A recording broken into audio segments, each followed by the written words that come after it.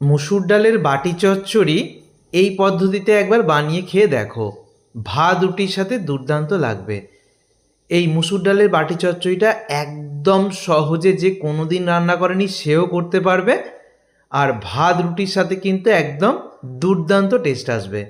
রেসিপির জন্য এখানে নিয়েছি মুসুর ডাল।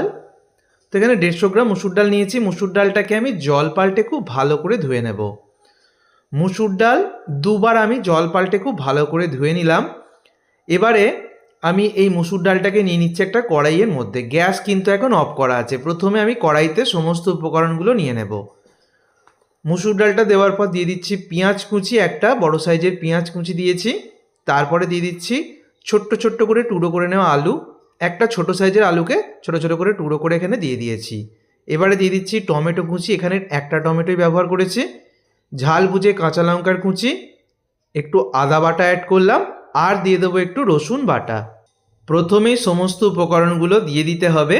এবার হলুদ গুঁড়ো, তারপরে অল্প একটু জিরে গুঁড়ো আর একটু ধনে গুঁড়ো দিয়ে দিলাম। একটু কাশ্মীরি লাল লঙ্কার গুঁড়ো দিয়েছি, স্বাদ মতো লবণ। আর দেখো, একটা ছোট্ট বাটির মধ্যে মাত্র 1 চামচ আমি তেল দিলাম। 1 চামচেরও কম পরিমাণ তেল এখানে আমি দিয়েছি।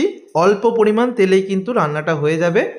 রান্নার জন্য অতিরিক্ত তেল মশলার দরকার নেই। এখনও কিন্তু গ্যাস অফ করাই আছে। খুব ভালো করে চামচ দিয়ে বা হাত দিয়ে মেখে নিতে হবে। মুসুর ডালের সাথে সমস্ত উপকরণ ভালো করে আমি মেখে নিলাম। বড় বাটির মধ্যেও তোমরা এই রেসিপিটা করতে পারো, আমি কড়াইতেই দেখাচ্ছি। ভালো করে মুসুর ডালকে সমস্ত উপকরণের সাথে মাখার পর পরিমাণ মতো জল দিয়ে দেব।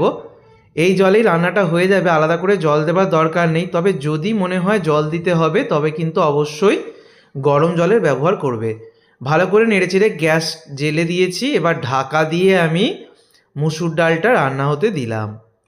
তো মোটামুটি মিনিট 6 পর আমি খুললাম। 6-7 মিনিটের মধ্যেই মুসুর ডালের কোয়ালিটি ভালো হলে রান্নাটা হয়ে যাবে। মুসুর ডালটা অনেকটাই সিদ্ধ হয়ে এসছে। এই রান্নার ক্ষেত্রে কিন্তু মুসুর ডাল গোটা গোটা থাকবে, অথচ ভালোভাবে সিদ্ধ হয়ে যাবে। মুসুর ডালটা একবার নেড়েচেড়ে ঢাকা দিয়ে দিলাম। তারপরে অন্য একটা কড়াই বসিয়ে সর্ষের তেল গরম করেছি।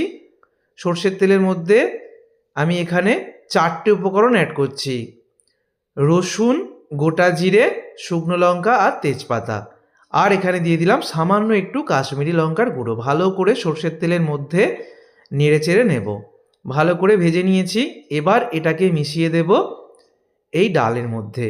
ডালটা যখন ভালোভাবে সিদ্ধ হয়ে যাবে, মানে অনেকটাই সিদ্ধ হয়ে যাবে, প্রায় 80 to 90% কুক হয়ে যাবে, তখনই এটা মিশিয়ে দেবে ডালের মধ্যে। আর কোনো খাটুনি বা কোনো কাজ করতে হবে না। ভালোভাবে মিশিয়ে নেওয়ার পর আমার মনে হলো লবণটা আরেকটু লাগবে, তাই সামান্য একটু লবণ দিলাম। চিনি দেওয়াটা সম্পূর্ণ অপশনাল, খুব সামান্য চিনি দিয়েছি। আর শেষে একটু জিরে গুঁড়ো অথবা গরম মশলার গুঁড়ো দিয়ে দেবে। গরম মশলার গুঁড়ো অনেকে মুসুর ডালে ব্যবহার করে না, তারা একটু জিরে গুঁড়ো দিতে পারো। আমি এখানে গরম মশলার গুঁড়োই দিলাম। ভালোভাবে মিশিয়ে মিনিট খানেক ফুটিয়ে আমি গ্যাস অফ করে দিলাম। তৈরি হয়ে গেল মুসুর ডালের বাটি চচ্চড়ি। একদম সহজভাবে দেখিয়েছি। এইভাবে বানালে টেস্টও দুর্দান্ত হবে, ভাত রুটির সাথেও খেতে ভালো লাগবে।